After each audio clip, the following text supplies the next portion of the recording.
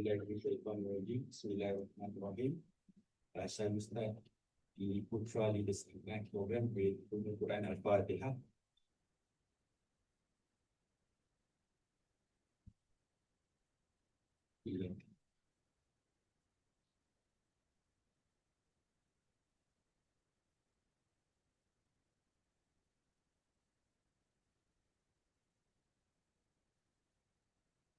Alhamdulillahilladzi hadana li hadza wa ma kunna linahtadiya laula an hadana Allah. Asyhadu an la ilaha illallah wa asyhadu anna Muhammadan abduhu wa rasuluh. Wa ishrah li sadri wa yassir li amri wa hlul 'uqdatam min lisani yafqahu qawli. Assalamualaikum warahmatullahi taala wabarakatuh. And a very good morning, distinguished guests, esteemed members of the faculty, the participants,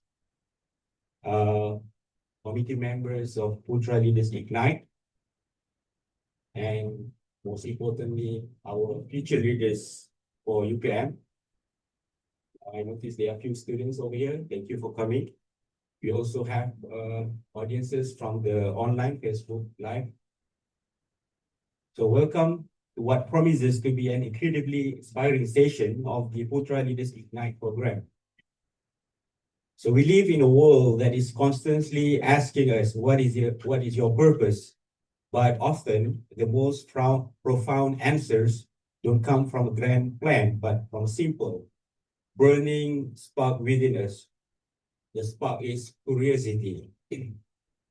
Today, we are truly privileged to have with us luminary who took that spark of curiosity and fan it into a blazing torch of discovery, innovation, and immense purpose. Her journey is a masterclass in turning a passion for science into a lifetime of impactful work that has not only advanced knowledge, but has also inspired generations. So it is my distinct honor to introduce our speaker for this morning, YBhg Academician, Professor Datin Paduka, Dr. Khatijah Mohamad Yusoff. Give a round of applause, please.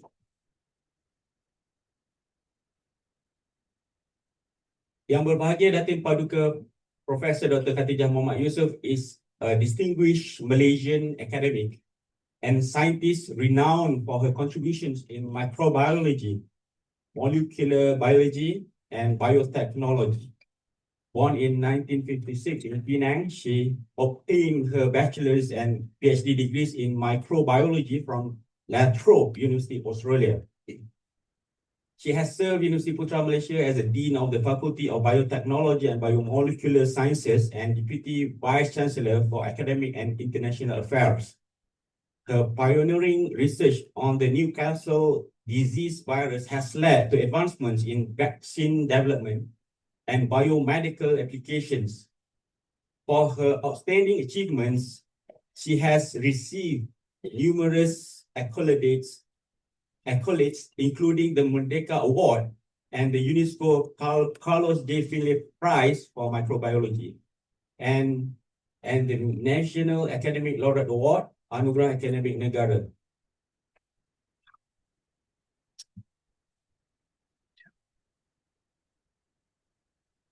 Please join me in giving a very warm welcome and resounding to Professor Khatijah as she will share her story. The floor is yours, Prof.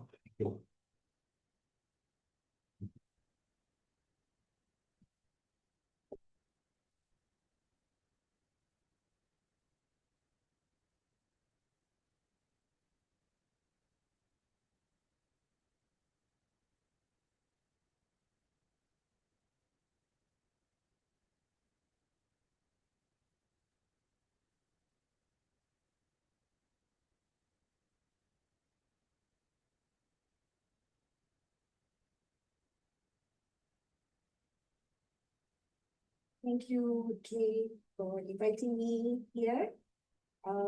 Thank you all for attending. When I came just now, the room was just, we had 5 people, and I thought, oh well, never mind. At least I'm not the only one, thinking to myself.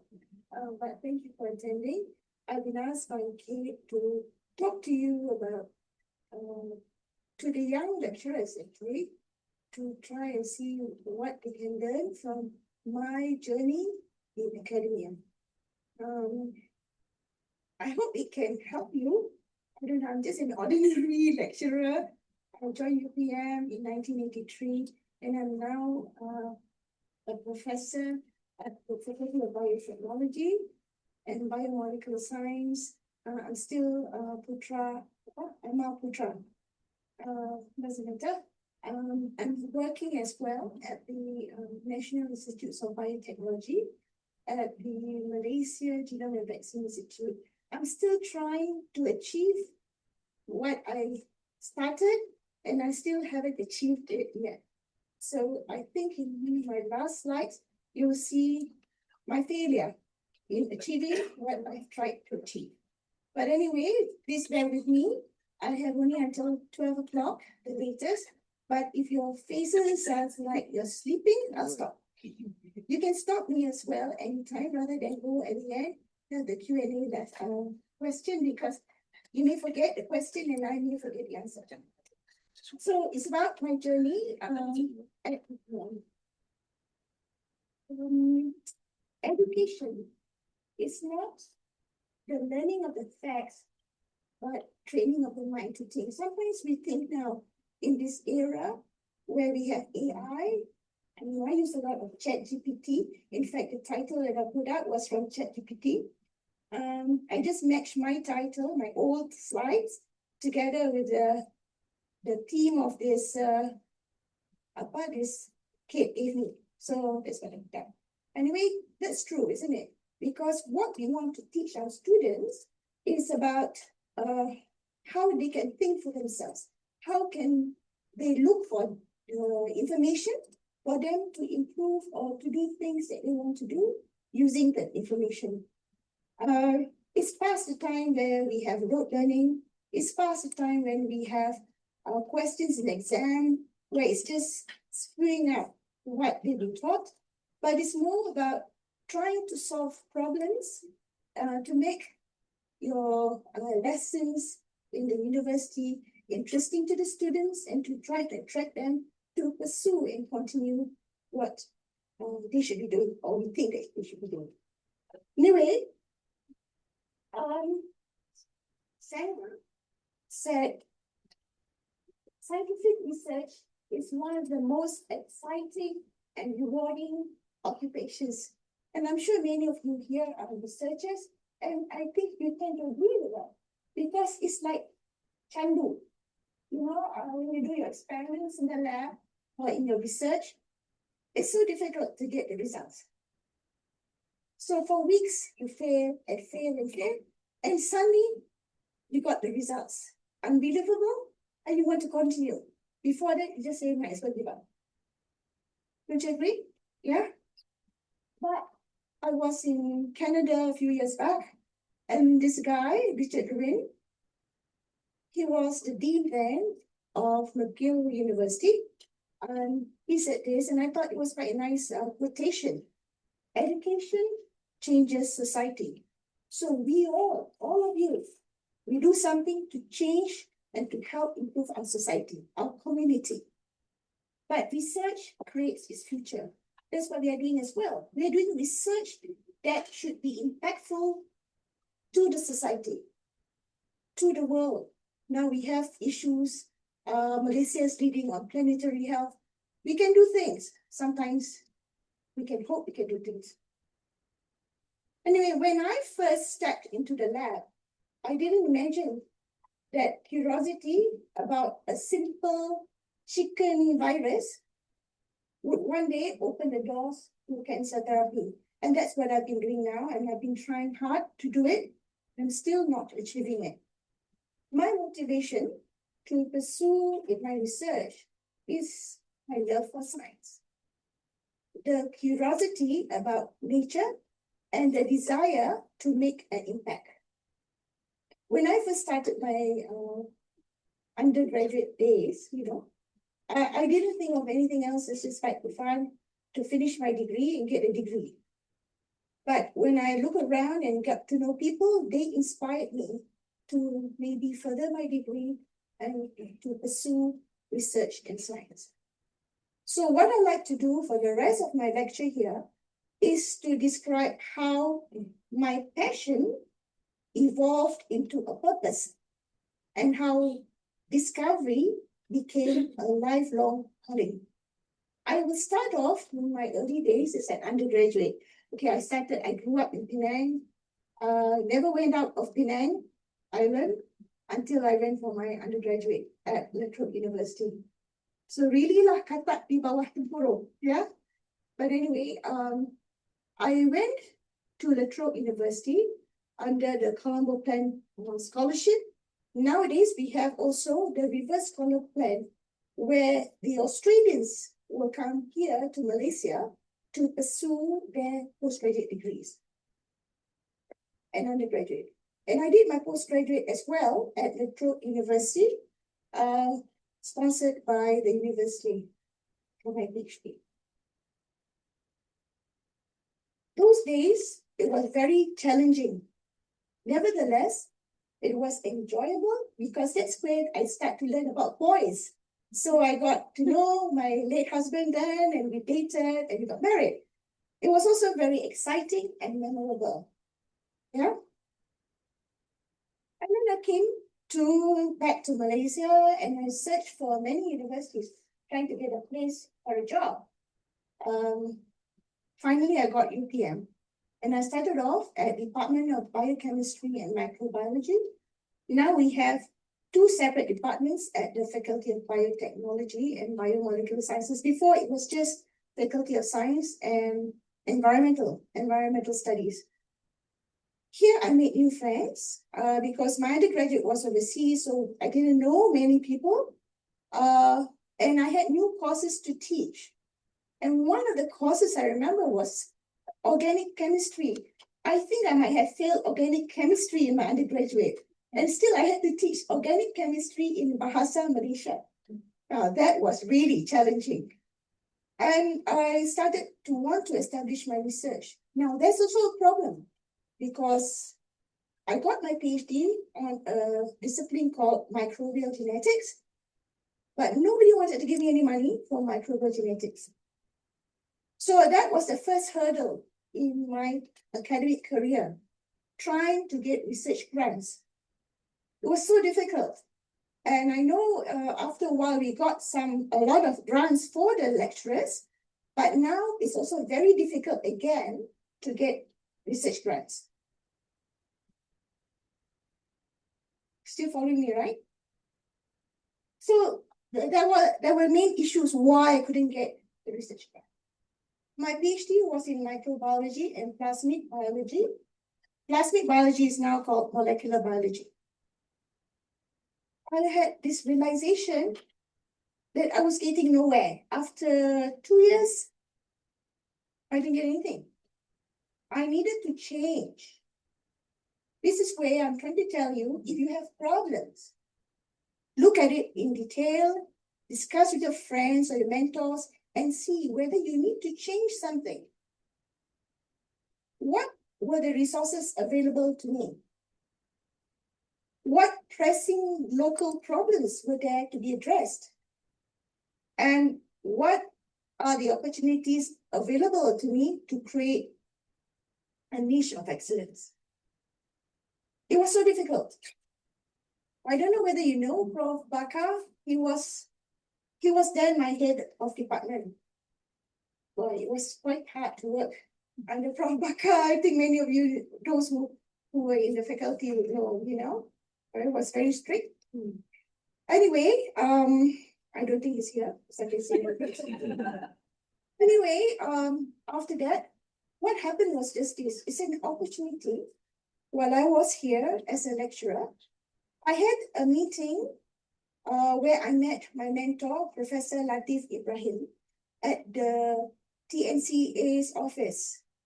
That time was Tan Sri Omar. And he told me there was a problem in chickens. He was a vet. And I know nothing about chickens. I know Kentucky Fried Chicken. That's all I think. So I said, okay. But anyway, he was trying to get me to do something else apart from microbial genetics. So I did this. I took an opportunity to do my postdoc research at the University of Newcastle upon Tyne in the UK. And I had to change my discipline from microbial genetics to molecular virology. Totally different. And this was postdoctoral research. And that time there was no grants, no postdoc fellowship, nothing. Yeah, I was on my own. And I was funded by the North of England Cancer Research Campaign. Those were also formative years and very productive years because I got my first child then. And also I received some publications. During those times, we didn't have internet. We didn't even have, we had a photocopier. I remember that my thesis was one of the early ones that I was able to photocopy for my thesis rather than having carbon copies. That's how old I was, or I am. Anyway, I had publications then. It was good. Here, I'm supposed to do this. And then coming back to UPM after 4 years there, I had to start all over again. It means going back to where I was. Gaji kecil, it was 1,400 ringgit saja. That was my pay. I'm sure you all have more than that. 1,004. And then all my friends were 4 years ahead of me because they were continuing and I had no pay leave. But anyway, I had my second child and I continued to work on the virus that I worked in Newcastle upon Tyne, and that was Newcastle virus. And I'm still working on it until now.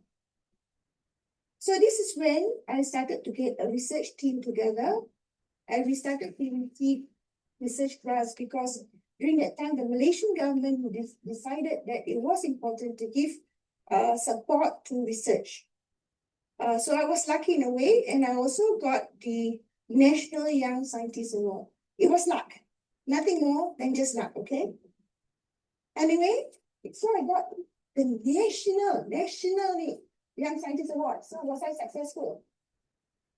As an academic, I teach, all of us teach. So how do you define success in your career? Is it just a straight line?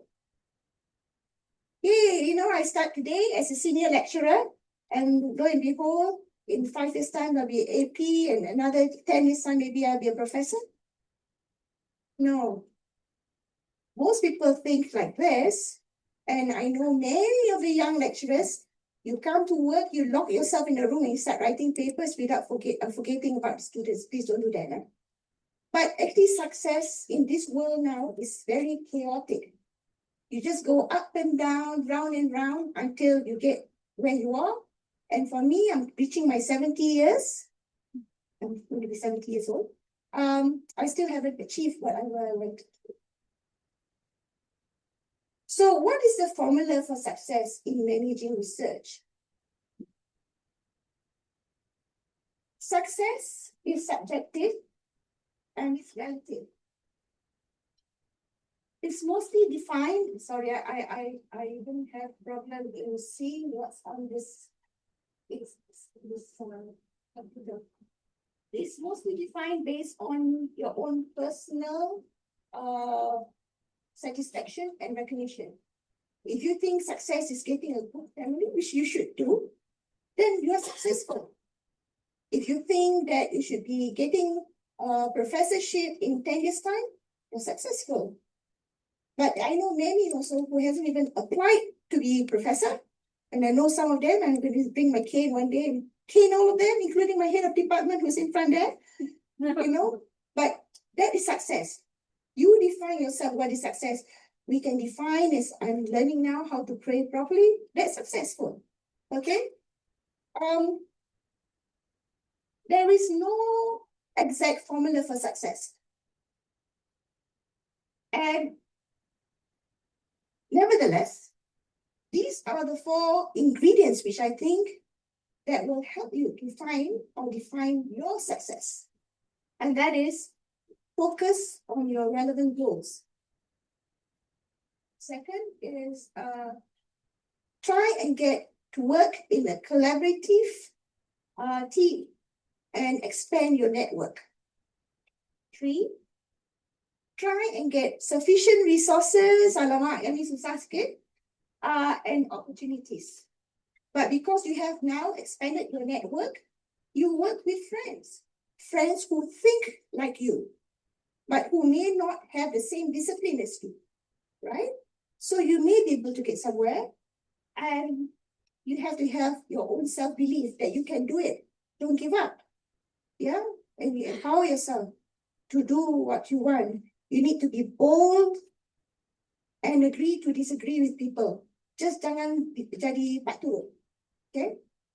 What is important is how your research progresses and it impacts society and improves the quality of life. So maybe I'd like to continue here. We say there are no secrets to success. It is the result of preparation, hard work, and learning from failure. So let us focus on the relevant goals. Focused thinking we call it, removes distraction and mental clutter so that you can concentrate on a particular issue and think with clarity. To be able to concentrate for a considerable time, maximum maybe 40 minutes, but still considerable time, is essential to difficult achievement, says Bertrand Russell. Now, focus. My PhD was in microbiology. I don't want to talk too much about myself, but I'm using mine as example, okay? In plasmid biology. So I had to change my discipline to molecular virology. And then I decided to focus on Newcastle disease virus because that's what I did in my postdoc. And then I continued to collaborate and work on various other projects because di UPM ni, kita punya we have to do ELPPT, whatever, right? You have to report. And dia kira publications, dia kira your grants, dia kira your achievements. How on earth am I going to get that if I work on a small tiny virus called Newcastle disease virus? I'm not going to get anywhere. So I had to work as well with other little things that my techniques in molecular biology can help. So I buat kawan lah, make a lot of friends. We work as a team. Ask your question, who are the beneficiaries for your research? What, for your research area, the beneficiaries, who will get the benefits from your research? Who do you want to influence? Your head of department, your dean, your VC, your parents, anyone. Who do you want to influence? Actually, we want to influence the community leaders, if possible, so that they can accept your ideas. What impact do you want your work to have? Sometimes you think for yourself now. Think hard. Have you done any of your research? Has any of your research done something that's so impactful? Who needs to know what you are doing? Who needs to know? Think about it, and maybe you can get somewhere in your career. So we have to define the scope of our project. What are we trying to achieve in our project? Are you aware of the limitations of your research approach? Collaboration is usually an effective way in mitigating limitations. My team now is becoming bigger and bigger because I don't know anything about AI, I don't know anything about bioinformatics. In fact, I don't know anything at all. So we need to work together so that our friends or our colleagues in our team can help us. How will you know when the project is successful? So we need to have measurable outputs of your project with clear points. It's not easy, yeah? I had my project terminated 2 years ago. Halfway through, spending already nearly $1 million.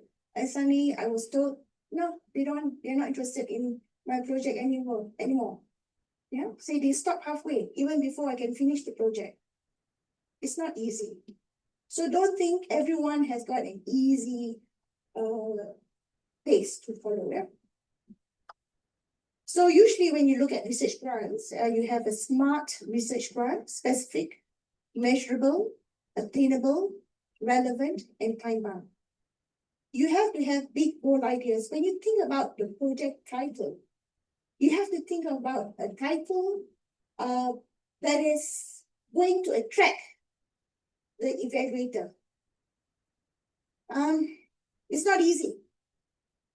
But now with our ChatGPT friend, my best friend at the moment, it can help you. It can help you try and make something, but you have to feed the information for it to make the decision or help you guide you. It has to be meaningful and selfless. Kalau boleh lah, and for public service and community driven. If you do these type of projects, it is easier for you to write a research grant, for you to try and achieve a research grant. But you have to understand, research is actually a cycle.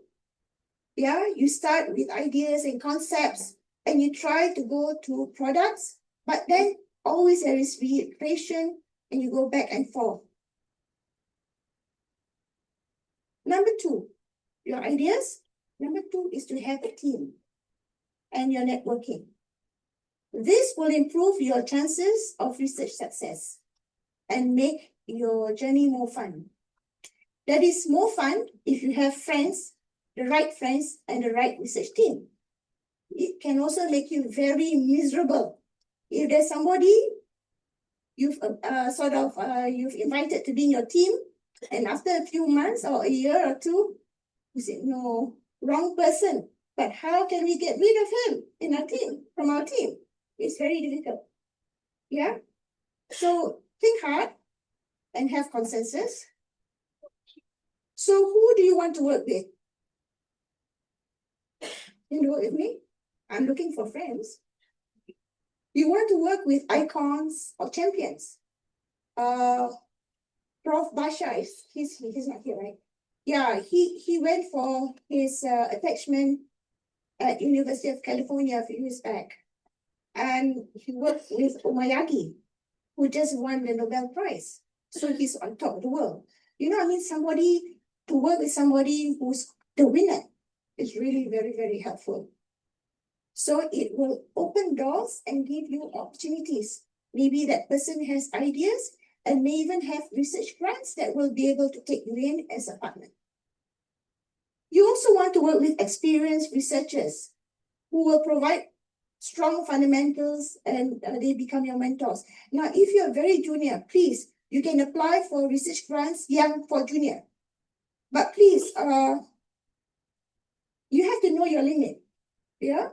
And maybe it's better, I'm not saying you shouldn't do, but maybe it's better for you to find a PI who can help you push your grant to the next level.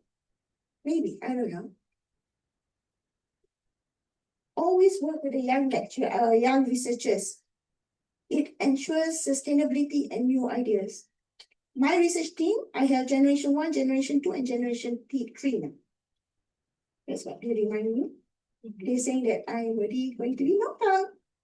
Anyway, we should also have good and open communicators. Somebody who can sell us, that would be good as well. This will lower the risk of conflict. Takkanlah kita tak quarrel dalam research team tu all the time, right? Now if everybody says yes saja, it's not a research team. You're not going to go anywhere. You have to be arguing all the time to get your ideas on the right path. You have to have similar values, not necessarily in thought, but we have to have shared expectations. If somebody wants, if you don't trust that person who's in your research team, you're not going to get anywhere because you're not even going to give all that you know to him, to your group. There's always a lot of research, my friends who join me, and I feel that they're withholding some things. They're not telling me everything. So that's difficult as well. The best minds would help, both national and international, and keep it professional. Janganlah kahwin 2 ke 3 kan, your team member kan. Janganlah. And your team players, the research outcome should be prioritized over selfish interest. Having an effective research team is very, very important. I can't emphasize more than that. An effective research team is one where scientific excellence meet human synergy, where collaboration, trust, and shared purpose turn data into discovery. A strong team is united by a clear, compelling research goal. One that all members understand and believe in.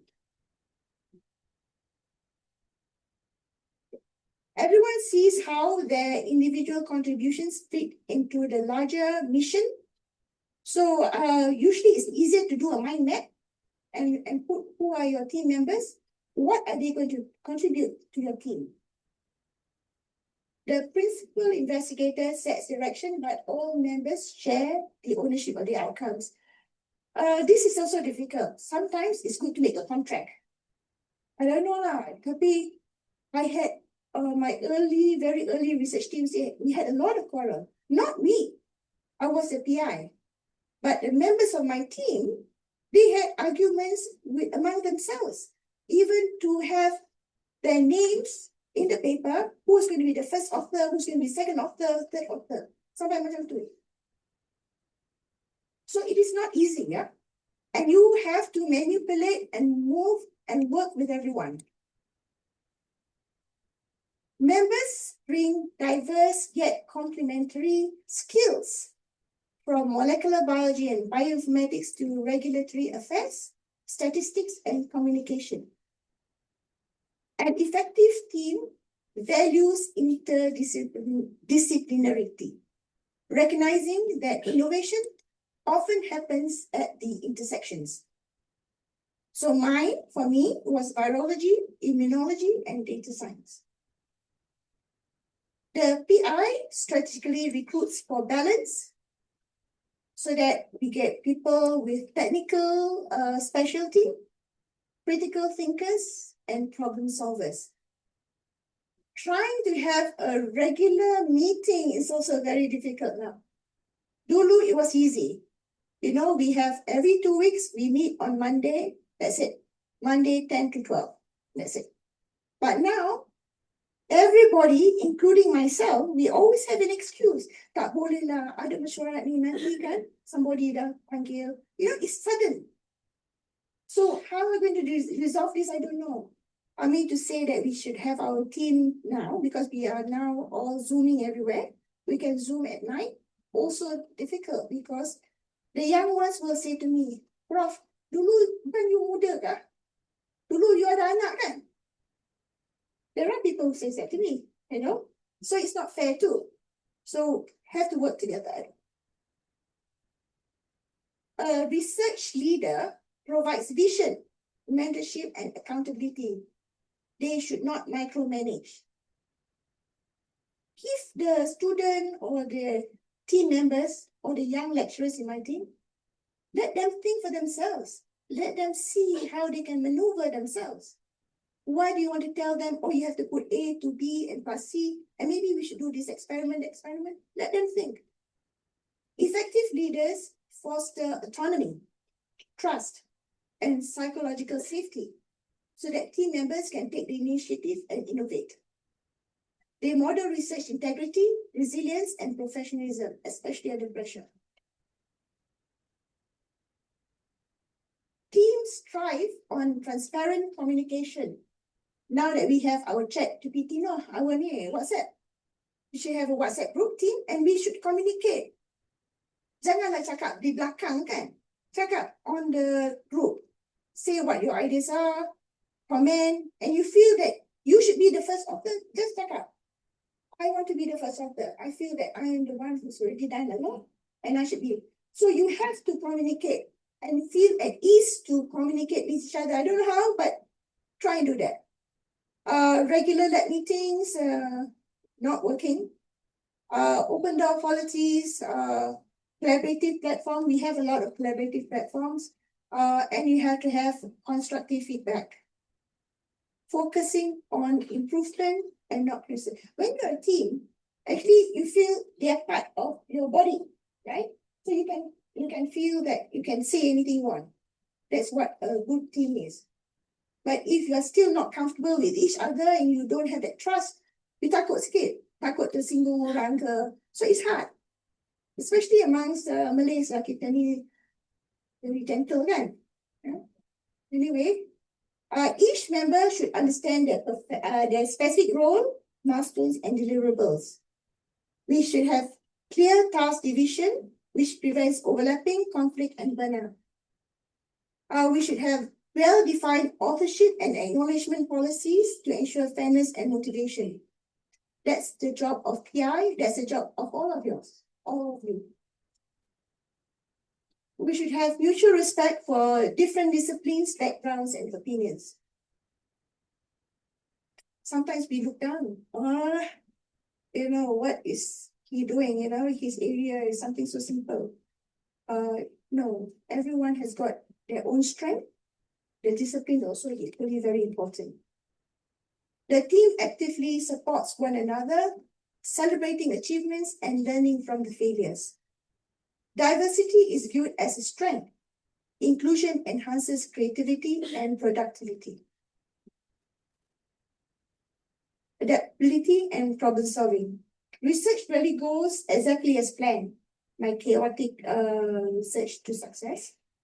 Effective teams adapt quickly to setbacks, redesigning experiments, pivoting methodologies, and revising hypotheses and resilience. When I first started my PhD, that was a long time ago, I had 3 hypotheses. Every year, one hypothesis flew off the window until I had no more hypotheses left. Then I was very desperate. So things can happen, yeah? Members possess specific scientific rigor and creative flexibility. The team views obstacles as opportunities for innovation. When you come to a roadblock, there's a question there. So there is a problem. There is something that you can try and solve. It's a new problem. Another thing that I like to emphasize is culture of integrity and accountability. We should build every research activity on honesty, transparency, and reproducibility. We should have full adherence to the Malaysian Code of Responsible Conduct Research, good lab practice, and institutional integrity frameworks. We have that, right? We have all 3 at UPM. The MCRCR, we are going to introduce that as a course online, where you can do it online, and at the end of the course, you will get a certificate. We haven't been able to do the meta-analysis yet, but hopefully, inshallah, by the end of the year, we should get that done. I'm currently the chairman of the National Committee on Research Integrity. Ethical conduct and data transparency are non-negotiable. I had to warn you here. I had an experience of chairing a committee for discipline, something like that. We have students, right? Well, this research group, they had an overseas student who graduated got a PhD and went back to his country. And then he started to publish with the names of his supervisors without the supervisors knowing it. And not only that, to make things worse, he plagiarized. He took 2 data from a paper that was previously published by somebody in the UK, put the data into the paper and got it published. And somebody from Hong Kong saw it and said, no, that's her data, which was published so much earlier on. And it's totally different. It was a topological graph or something. And the things were, the graph is the same, but the parameters were different. So it was really plagiarized. Now the question was, who is involved in the plagiarism? Who is at fault? Those lecturers yang jadi supervisor dia, were they at fault? Because you have to know, the supervisors then were already retired. Now, if they were at fault and they were accused, they may not receive their pension. They didn't know anything about it. So just be careful. And I find that sometimes we publish a paper, nak retract pun susah. Very difficult. So my question was, did the supervisors put the paper in their CV?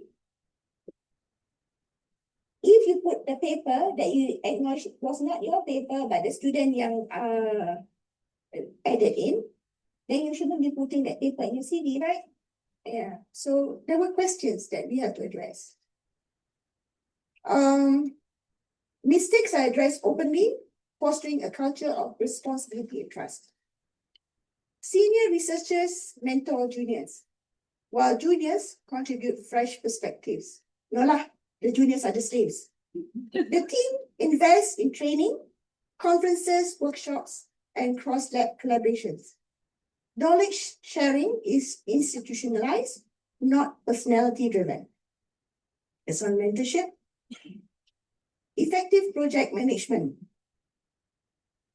Successful teams use structured project planning. Usually, Gantt would be easy, with timelines, milestones, deliverables tracked systematically.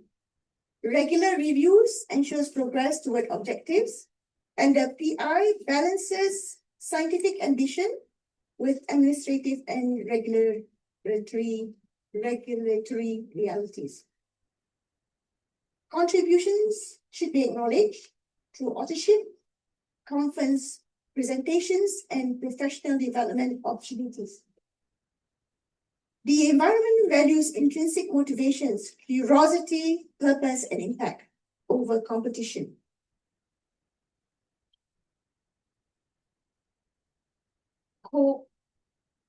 Cooperation is better than competition, right?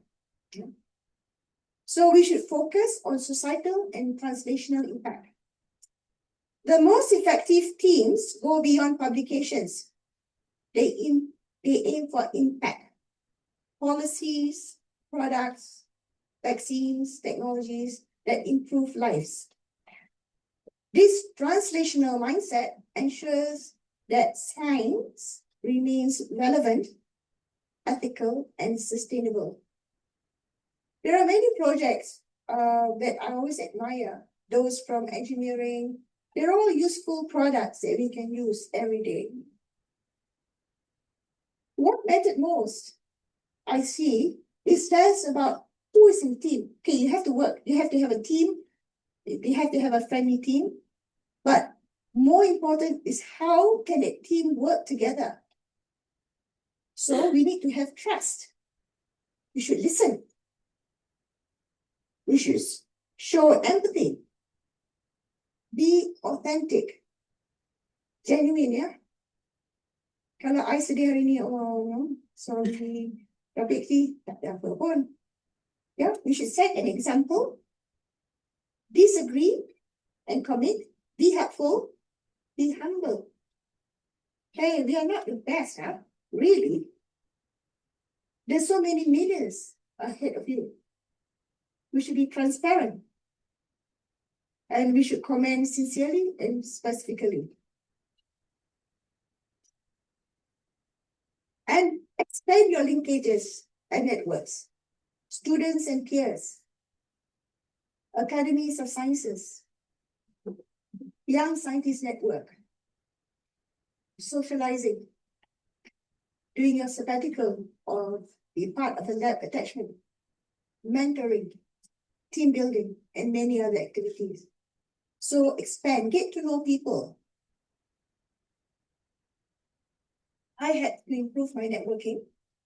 I'm currently the chairman of the National Committee on Research Integrity.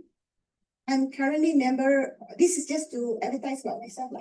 I'm a member of the Council of Scientific Advisors for the International Center for Genetic Engineering and Biotechnology. I'm a council member of the Academy of Sciences Malaysia. Those people who want to become fellows, please, the nomination finishes end of October, so try and get yourself nominated. I'm also currently the Vice President of the Islamic World Academy of Sciences, but I was formerly the Vice President of the World Academy of Sciences for us. I was the member of the Board of Trustees for the International Livestock Research Institute and member of the Board of Governors for Senior Biotrop and many more. So this is improving by networking. How did I get that? Maybe they tikam lah, they pull a lottery and I got the lottery. But it's also networking. It's also agreeing to do something. It's responsibility. Don't think that just being a member doesn't leave you without any liability. If you become a board member, if the company goes under, you are responsible. So maybe you want to think about having an insurance to cover yourself. But having an expanded network helps you in your career. So please join some societies. For my faculty, we have the Biochemical Society, the Microbiological Society, and many more. Join societies where you meet and you discuss. Having sufficient resources and opportunities will give you an enabling environment and create a conducive learning and productive ecosystem. I have here, this is the top one. That's this one here. I mean, that's a lab that I think I want to have. This was about 15 years ago. But this is a lab. I think this was Prof. Raha's lab. Correct? See, it was also a lab that I wanted, but still it was very chaotic. And I wanted this lab, but I got this lab. So we want something, we dream of something. Yeah, but having a nice space that is functional, that is customized, that allows interaction is really important to inspire us. Reality of the limitations of your current funding atmosphere is very, very difficult to get money for research from the government. So try and find research grants from overseas. Diversify funding. Try and find new sources. And when you think about facilities, look at necessity versus luxury. Don't ask for the sky, for the moon. Yeah? Why do you need to have this instrument if you can share the instrument? If I share your instrument, I don't have the responsibility of trying to repair it when it goes wrong, right? Goes up, I don't have to bother. They'll be instruments. So I just pay for the solutions that are required for the test. You don't be so selfish, but that's what I'm saying, But don't be so greedy to have everything in your lab. But having everything in your lab is also very good because you can move very fast. You can control the use of the facilities. I know somebody that I wanted to use the facility. Every time I pergi, student dia kata, Prof, actually fully booked lah. This week, okay, fully booked. Next week, next month, next year. They just say they are open, but actually they're not open. Maintenance, in Malaysia, we have very little money for maintenance.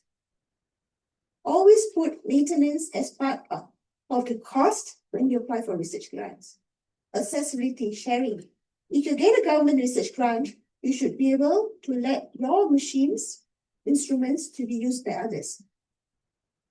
And what's your future development? Know your destination, work with people, work with outsiders. So beyond physical infrastructure is a research culture.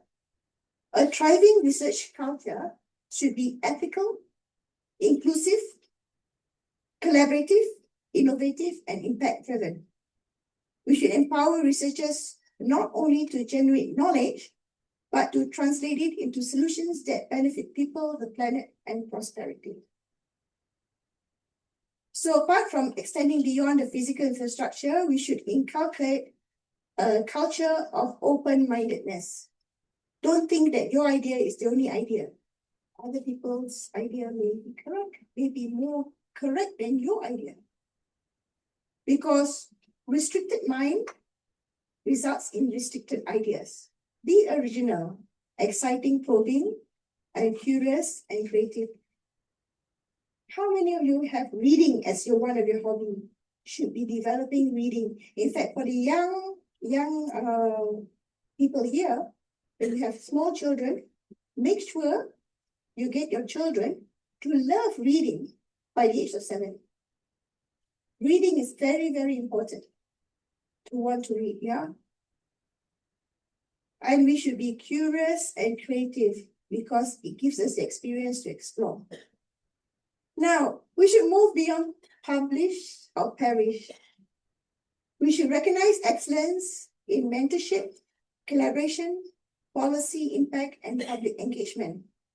Promote sustainable research funding ecosystems, balancing national grants with international partnerships and private sector co-funding.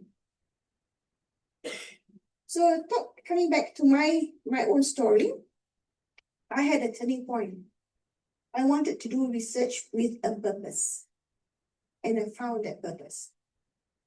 It begins with my Newcastle disease virus work. Asking the right questions. I was lucky for my PhD. I had somebody who asked the right question for me. Same with my postdoc. Asking the right question is as important as answering them. My work was on Newcastle disease virus, which is actually penyakit sampah ayam, which causes disease in poultry, which results in 100% mortality, trade barriers, severe economic loss to the country, and it passes through aerosols. The problem was difficulty in detecting early. So, as usual, I did all these routine things. I looked at genome, I looked at transmission. I didn't know much transmission, so I had friends from the vet faculty who helped me out with transmissions, pathogenesis, and then we worked together again, developing biologics and all that. Or we look at somebody else is looking at cloning, expression, looking at the other way around, doing structural analysis, and continuing to do vaccine. So there is continuous adaptability. Purpose is born from curiosity when curiosity meets compassion. Remember, I had this slide before that I did my work in Newcastle disease virus in my postdoc. Well, I found that NDV is a promising oncolytic virus. My postdoc was that I was founded by the North Avenue Cancer Research Campaign. And in 2050, we're going to have 30.2 million cancer patients. And cancer in Malaysia is also very, very huge problem. Yeah, we have breast cancer, colorectal, and others. And you all know, when you have cancer, what do? You treat them, either go for surgery, you do radiotherapy, you do chemotherapy, and now you have targeted therapy.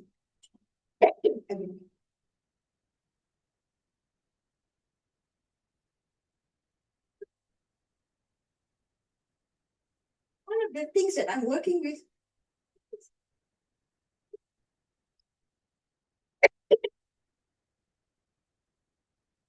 things is actually virotherapy, using viruses to treat cancer.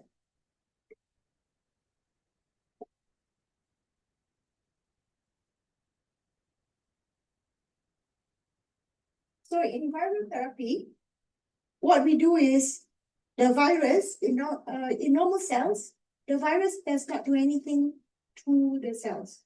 But in cancerous cells, the virus can infect it, multiply in the cancer cells, and start to replicate and lyse the cancer cells. So that was what I was focusing on.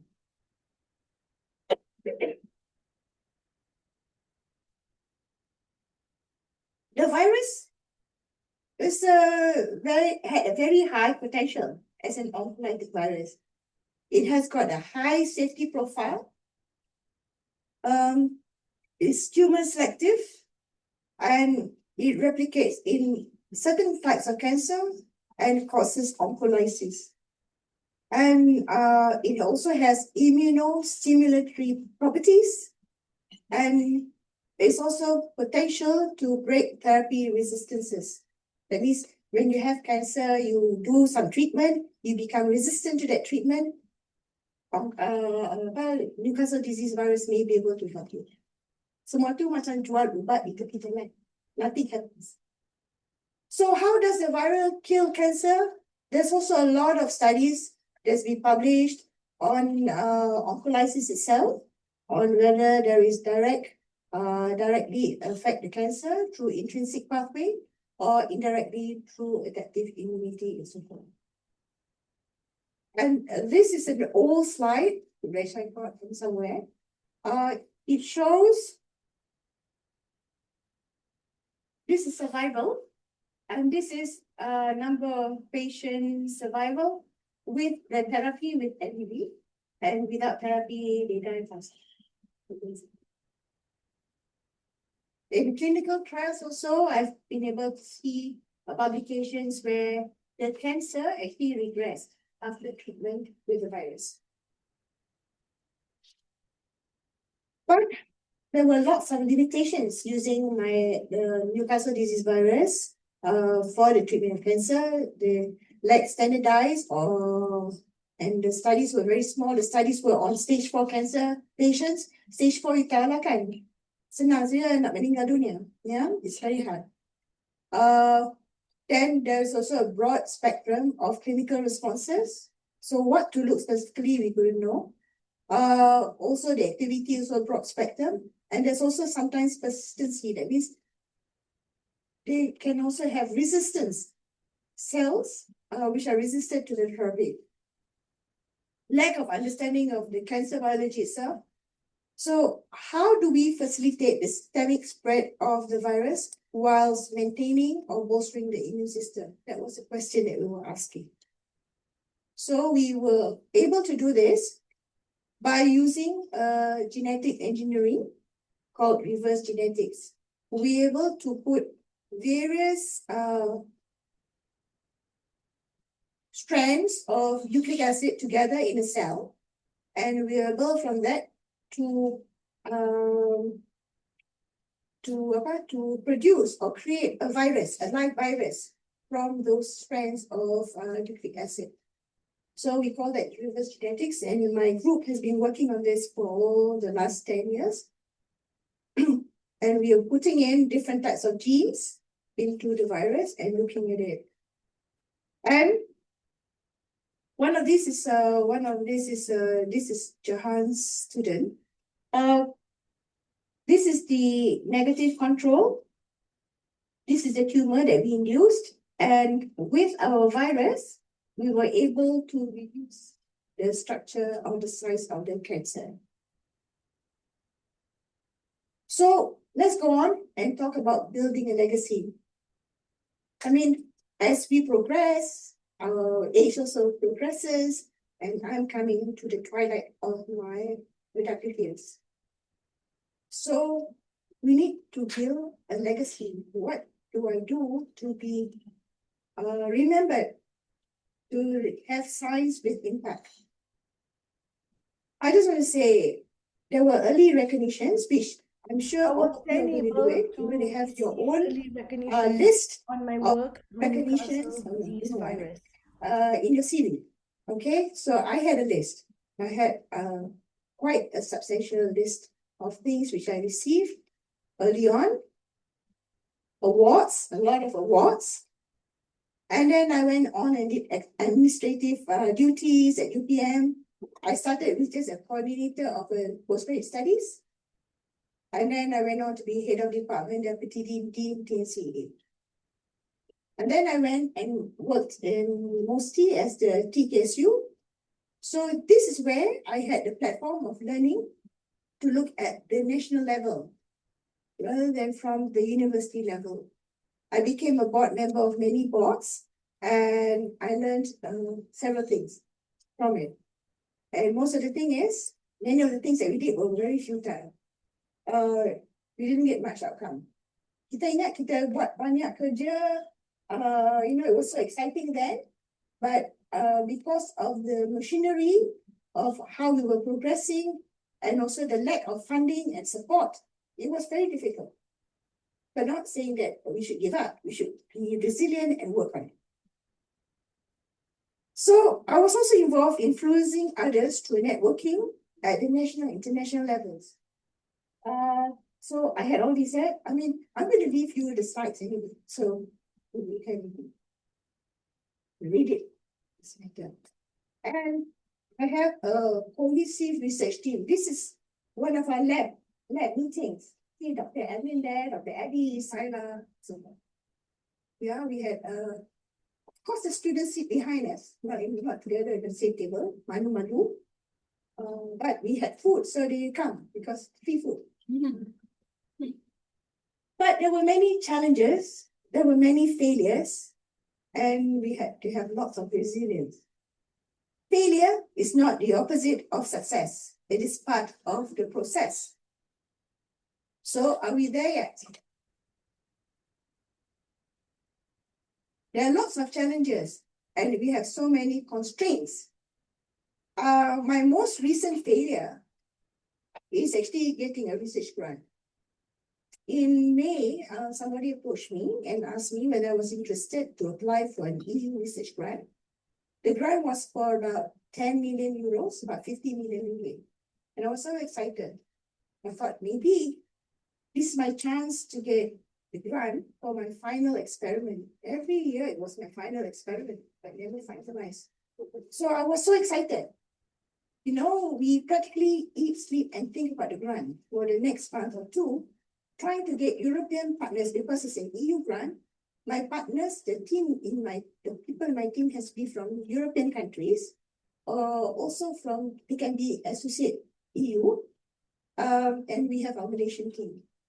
At that time, I didn't have the specific patent yet for the grant. I had many build-up patents, but the specific one for the vaccine that I want to work was not there. And I had a research team. It was very difficult, but we did have a research team we had 6 work packages that we were working on, and we had all these detailed teams. Now I'll let you have my slides, but I had to remove this because I'm still working. But the teams were looking at different things, doing the vaccine part, doing the translational part, making the virus under EU grants, EU compliance. Yeah, it's not easy. I thought it was easy. I was growing my virus in eggs, embryonated chicken eggs. But then it became very difficult because the eggs were never uniform, and it was difficult to get approval from an EU body on eggs, embryonated chicken eggs. So I had to work on a totally different using cell culture. And then ada pula halal, kata halal. So there were many issues, But one greatest issue was that when you look at the grant, always look at the series of the scopes, the criteria on the research grant. I thought the criteria kata ada 10 criteria.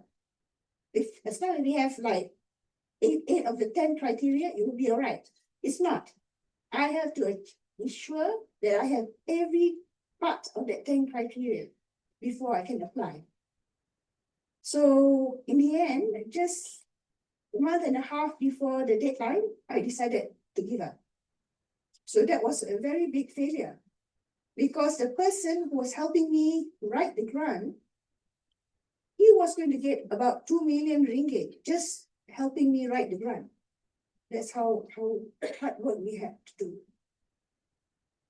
It's still a nightmare for me, but I felt that although we failed to submit the grant, we managed to get friends. We managed to build up a team that we know somehow we may be able to work. So my current research focus is to embrace our constraints as our opportunities, to look for new research funding beyond what we have here in Malaysia, focus on cancer research, look at for new environment. That's where I changed from UPM to work at the Malaysia Genome Vaccine Institute. And look also at how I can give back to the community. There were lots of things, but I think I don't want to tire you, because I can see that, oh, why don't I? So, I did something here, and that was I continued my late husband's legacy, and that was on war on cancer, Malaysia. It's also very difficult because I've never been good at leading associations or societies. And this War on Cancer Malaysia initiative is under the College of Physicians, and I'm not a medical doctor. So I have to rely on other people to help me with my research mission. I'm also currently the chairman of the National Committee on Research Integrity. We have a lot of issues on research integrity in the universities at the moment, yeah? So do not take shortcuts. And I want to inspire the next generation. That's why I'm here talking today. Science is not only about discovery. It's also about your responsibility. We should nurture curiosity. We should uphold ethics and humility. And we should seek collaboration, not competition. We should build science that serves society. What you need is and I know all of you have this, leadership qualities. Be highly motivated. Have regular communication channels with your team members. Convinced of your targets and goals. Have family and friends support. And of course, you should have integrity. It's not easy, yeah? But I know all of you are here because it is so hard to choose all of you to be a staff at UPM or to be a student at UPM. It's not easy. There were so many people applying for the job, but you were the ones who were chosen. So I'm closing this fast. Sorry, I've got another engagement somewhere else. As I talked about, from curiosity to discovery, from discovery to purpose, and from purpose to impact. So I'd like to leave you with the 6 E's to be a successful academic. You need to be elegant in your thoughts, eloquent in your words, exceptional in action, exuberant in deeds, excellent in EQ, ethics, and etiquette, and trust in God or Allah. What do you mean by elegant in thoughts? We must think and act with purpose and clarity, with humility, not be swayed by our own assumptions of what is important. We should be open, inclusive, and have honest engagement with the stakeholders. These are essential to determine the priorities and the best ways to address them. You should see that we how we can impact others, how we can understand the problems, and how to connect with it. Now, the second one was eloquent in words. We should communicate with honesty, empathy, and grace. Let your words inspire, not injure, enlighten, and not overwhelm. Speak with clarity, listen with respect, for wisdom flows both ways. Being eloquent is not about using big words. It's about communicating clearly and meaningfully.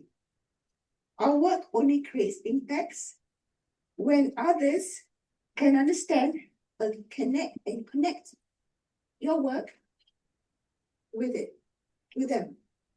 So speak simply, sincerely, and with a purpose. Eloquence is about knowing your audience. Wait, I got to do something here. I got some notes here, but I can't read it. It's about speaking nicely and telling the person that's listening to you exceptional in action. Let your work reflect your principles. Be diligent, disciplined, and dependable. Excellence is built through consistency. Do the right thing, even when no one is watching you. This cannot be achieved overnight. It has to be built genuinely, resiliently, and you have to trust yourself. Exuberant in deeds. Live your science with energy, passion, and compassion.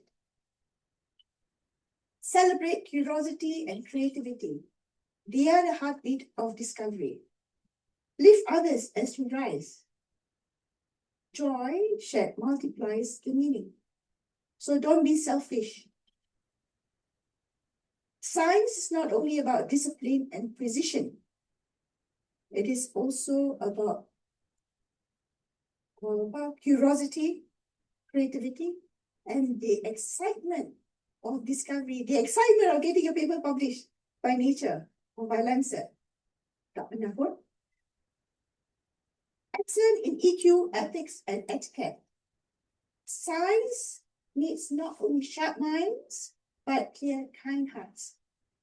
Be empathetic, ethical, and respectful in all interactions. Integrity builds trust, and trust sustains great science. It also means becoming not only a brilliant scientist, but also a balanced and respected human being. Intelligence alone does not define success. Emotional intelligence, moral integrity, and professional conduct complete the character of the true scientist. And last of all, entrust in God or Allah. Science and faith are not opposites. They are parallel paths leading to truth. Now imagine I do molecular biology, and lastly I told you that I did reverse genetics. It is molecules that interact with each other. Without God, it will never happen. We have to understand that. It's not us doing the real thing, it's God. Faith gives strength through uncertainty, reminding us that knowledge is a trust and effort is worship. Work humbly, serve humanity, and believe that all results come in the perfect time.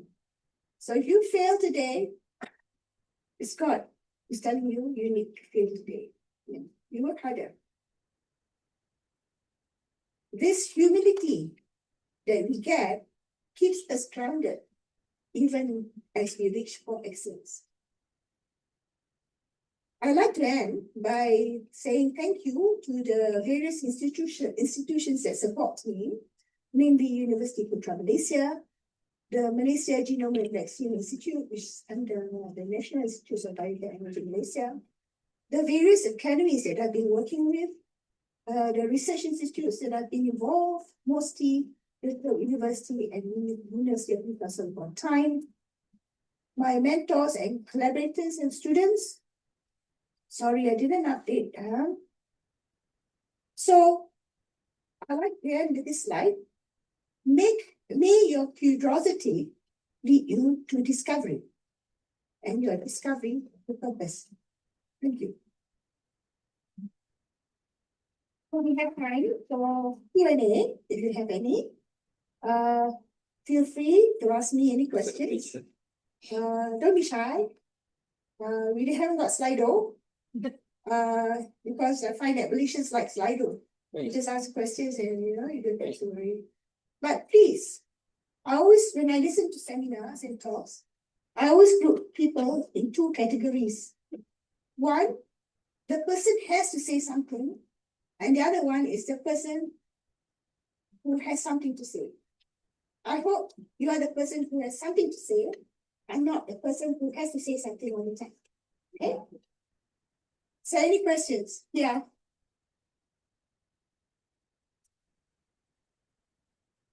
Assalamualaikum. Thank you, Datin, for the very inspiring talk today. I just like to ask, you were once a TNCAA, right? Yeah, please don't blame me anything. No, no. That's how I go. No, I'm just wondering that because that is like really, I think would be very stressful, and also you have, of course, you will spend a lot of time in that position in management. How do you make sure that your research still, goes on? You still. That's where we had whether I've been emphasizing throughout the whole lecture is to have a good research team. That is very important. When you have like if I die today, inshallah not happen. But if I die today, everyone knows who is going to take over my project. Or many of my friends in close circle knows. And if he's gone, we also know who's going to take over that project. Because we have generation 1, generation 2, and generation 3 now. Yeah? So we work hard to have a cohesive research team who will always be backing you. It's not that easy. I've lost friends through this as well. When I couldn't focus on them, I couldn't give my full attention, and they felt that I have sort of betrayed them. And I was focusing on my work, on my current work then. So, but having a good support with your research team is very, very important. We still had, when I was CNCA, we still had lab meetings in my office in here, atas.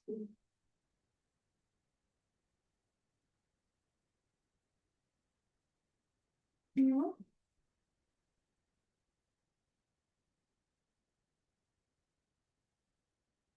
No. Well, See, even the microphone, the microphone. basically, okay. Anugerah is really captivating, and I'm how I open this session from you, Bob. Well, I have one question. I come from social science area, so one of the things that play around with our field is on the interest and duration of our generation of STEM. So how do you foresee the contribution of science in the future, in perhaps looking at STEM where the generation is having no motivation, I would say, in science. So what's your comment there? No salary? No. Yeah, it is actually, last time we had, everyone wants to do science. Okay? During my time. It was in school. After Form 3, You either go to the science stream or the art stream. And our parents will want us to go to the science stream. Why? Because we knew then that if you do well, the top half of the students will go to the science stream and the bottom half go to the art stream. I'm not saying that, okay? If you want to go to the art stream, you're already chosen for the science stream, you have to write a letter and ask permission. But of course, parents are happy. Where your anak pergi mana ni? Oh, anak I got science, huh? Right, they're proud. At that time, we had not so many jobs, so there was less competition, and you are able to get a job. Now, it's very difficult. If you go to the non-pure science stream, you can do accountancy. Many of my friends did accountancy, and they're getting so much money. Double or triple or even quadruple of what we get as a scientist. So we have to have a balance of the two. And I think the important thing is to have good education. Our education system needs to be improved. And let them, I think they have now come up with new policies and new directions to get our system up. Yeah, but it's still very difficult. We have been trying to do a Science Act as well, Acta Science STI, but still the AG chambers and the politicians don't see the importance of it. But I wish I had this slide, you know, one of my friends showed me that the economy of the country actually is largely based on how much we put in to support research in science. Research is science, right? It can be social science, it can be pure science, it's still research. Yeah. Okay. Answer. Yeah. Yes.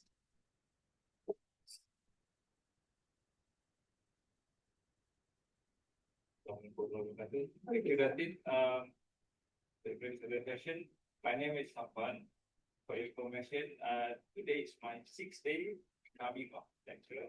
Oh, good. And still, It's very difficult, right? super junior, and if I multiply my age by 2, I will not even reach your age. You should be saying that to a lady, you know. Telling her about kids. So as a young researcher, can you give me an advice how to effectively build the network and during the first year of the research? That's it. Thank you. Sorry, I didn't get what you wanted. Oh, can you give me an advice how to build effective network during first year of Oh, okay. my Yeah, first year here. First is to get to know your neighbors in your office. Who are those people sitting here and there, and chit chat with them and get to know your head of department, your dean. Yeah, do you know who your VC is? You know his name? Yeah. I mean, that is first at home. Okay, you need to know the people around you, and then you start meeting up, joining the various professional societies.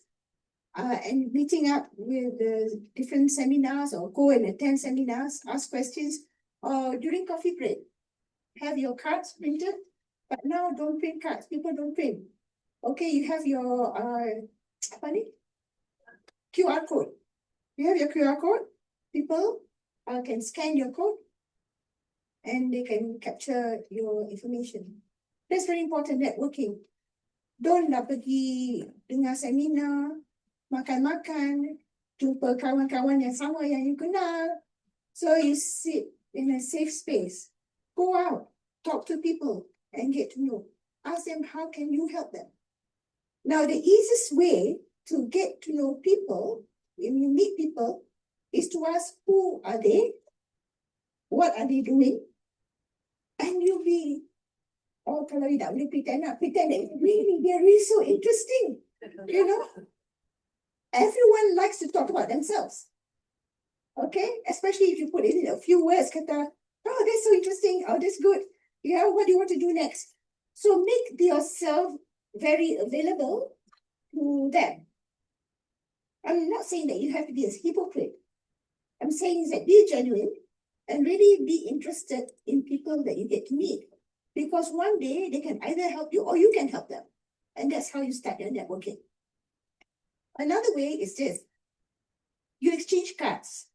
Kalala. I used to have this habit of taking all the cards home.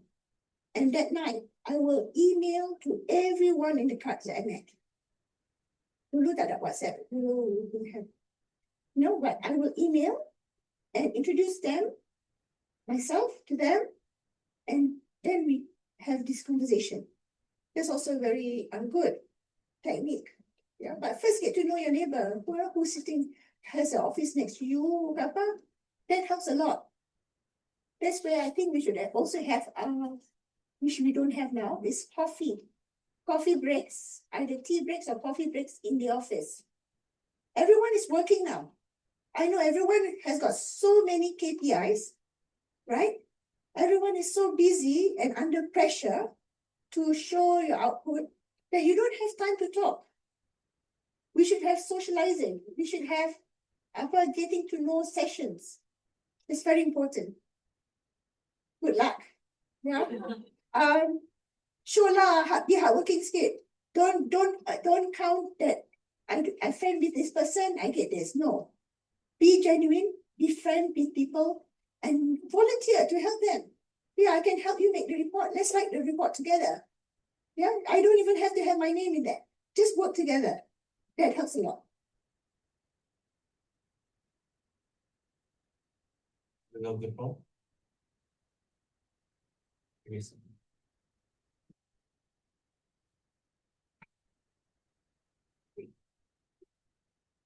Thank you, Datin, for the very insightful sharing. Because as a researcher myself, as a lecturer, of course, we have faced so many failures, right? Then how is there any tips like how we want to face how we becoming strong now to each failure? So maybe you should take some type of because it's very hurtful. It's very painful sometimes after maybe we get. Yeah, very good. Can somebody else answer him? You know, we all of us face failures. How many grants that you apply, you always get a failure. The grants that you apply, seldom can. That you get the grant. When you get the grant, you're already on top of the world. Yeah, it's failure. When you teach, you have a failure sometimes. I mean, I teach, my slides are there, and I know I made a mistake. The next semester is the same mistake. I haven't even corrected it. I know how to correct it, yeah, but it's still the same mistake. That's a failure. Or I show slides and I want to show a movie, but I forgot to download the movie onto my thumb drive. Suddenly there's no movie. That's failure. Yeah. Or you go for an interview for a job, for a position, you didn't get it. But then, don't you think you learn from it? You learn, what did I do wrong in that interview? Why didn't I get it? Was that person who got the job is better than me? You ask those questions. If he's better, how can I improve to make myself better? So from those, you learn, and from what you learn, you improve yourself and you get better. Failure is the one that is actually a success. In a way, it helps you to get your success. Right? Okay. Yeah. Prof, I'm taking this opportunity here to thank you because you were in the panel of interviewee for me to be appointed into UPM. Oh, yeah. It was some time ago. Yeah. I was just waiting to tell you my gratitude. I truly, because you have been an inspiration. I'm from UKM previously, but I've seen you through many conferences, and then standing here, watching you again today, I'm seeing how you have managed to keep that consistency being a researcher, dedicated to that, initial purpose, and making sure that that light in you didn't die out and still, burning very strong. So I'm just here to share my gratitude. I really thank you for being an inspiration here today. Thank you. I did teach in UKM, School of Pharmacy, and the students, one of the students actually came from UKM and did her PhD with me. And now she's a professor in University of Malaya. Anyway, UKM is a very good university, and I'm still collaborating with some of the researchers there. What was I going to say? Now I forgot. Getting where you are, it's never been easy. We have had so many applicants, and we had a lot of, failures.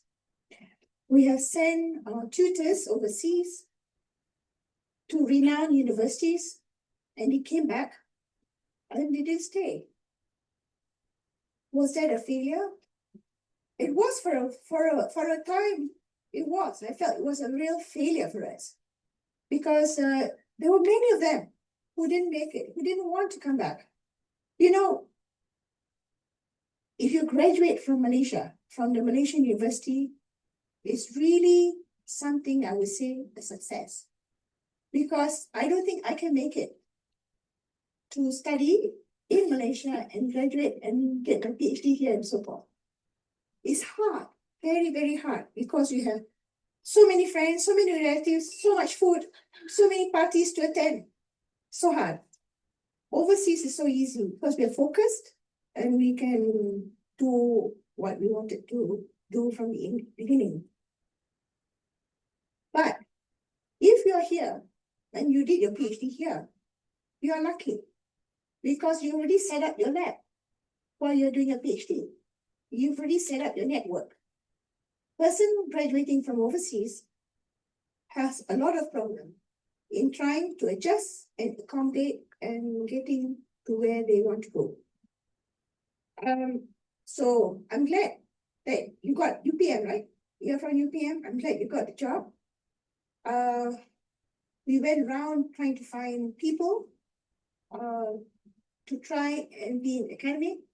It's not easy because getting jobs outside is more attractive, and the salary is so much better.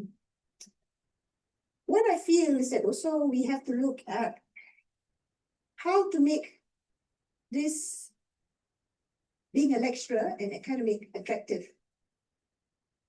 I don't know, really, how to incentivize your jobs, how to get. I really don't know. It's so hard. So one way is actually for you to go and be part of various committees and to work and look at the big picture. What is really happening in Malaysia? In my faculty, many of us have the chance. I think in our faculty, about a third are already having posts outside the faculty. And the rest are also working on policies that shaped the national agenda. Yeah. So what I say is that we should always be looking for opportunities to network and find what is it that you really want to do.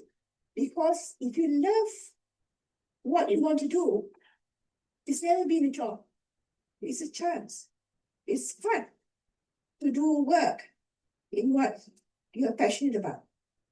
Yeah. I hope you are passionate about your job. God help you if you don't. You don't have a lot of problems. It's hard. My faculty, we have a lot of obstruction and barriers, and we are still there. But I wish it was easier. When I was doing my postdoc overseas, I didn't even have to bother about drawing my tissue culture. I just tell the technician, I want 10 plates of this culture and what day, and it's ready for me, all ready. If I want a chemical that is out of stock today, by 12 o'clock, I'll have the chemical on my desk. That's how easy it was. Over in Malaysia, you take 6 months, at least, to get something. That is if you're lucky. Sometimes you don't see whatever you ordered till the next year. And our freezers, our -80 freezer keep breaking down. Or the centrifuge is not there, you know, it was hard. So I would say that in these circumstances, you need to work together. You need to look around here in this room, get to know people and see how you can work together. Yeah, to the extent that kadang-kadang in my phone, I put the name of the person. I didn't put their surname. I put down the instrument that they have. So that I know, you know, I mean, all these persons got CADe-Lead, okay? So, you know, Azlina CADe-Lead, that's the name. Macam tu lah. Yeah? Yeah, I mean, you can remember faster too, you know? You know how to get on with them, yeah. But I think helping each other, knowing that you are important, but other people are also equally important. You are good, they're even better than you. There's humility, and that helps. I didn't want this lecture to be, I did this, I did that. Because I feel that all of you will be able to do better than me. And I pray that all of you will do better than me. Because that's life. If you do better, everything is much better. Okay? Simple, then. Right, thank you so much. This is my second time listening to your Is it? your session. Every words that you say and words that you put on the slide means a lot to me. I guess it's also to others as well. And just sharing one of my experiences with your late husband. We met in the PPUM. I brought over my mother for cancer treatment. So hopefully, may Allah give you continued success in the cancer studies Okay, thank you. and good health, inshallah. So I think we shall join our next session because Prof have to run off. Anyway, because I got another thing I got to go to KLCC because we have a launch by the Prime Minister this afternoon on something. But this is my email address. Just jot it down and feel free to email to me. And if you want the slides, I'll email to you. Okay, I won't give you offhand like this. Kan I nak tahu so siapa yang ada slide I kan. Do email to me, and if you need any advice or help, just email me. I should be fine. We should be fine. Okay, thank you everyone. And thank you for inviting me. So much once again, give us a round of applause.